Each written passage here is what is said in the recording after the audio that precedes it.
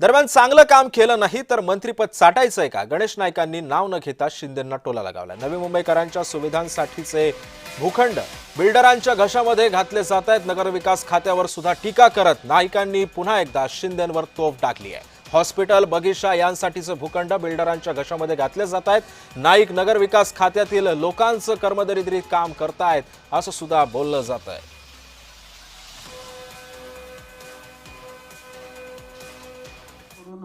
MIDC कडून नवी मुंबई महापालिकेला विकासाकरता जनतेच्या हिताकरता जे भूखंड देऊ घातल्यात ते लगेच देण्याची व्यवस्था करा, म्हणजे माझा राग असते कमी होईल। मला हे मंत्रिपद मी निश्चितपणे पक्षाच्या शिस्तीचा, प्रशासन शिस्तीचा मी भोगता आहे, परंतु ज्या गोष्टी करता गणेश नाईक त्या ठिकाणी आमदार झाला, मंत्री झाला, ते जर का त्या ठिकाणी जनतेकरता मी बोलू शकलो नाही आणि ते जर मिळवू शकलो नाही, ते मंत्री परत का चाटायचे का?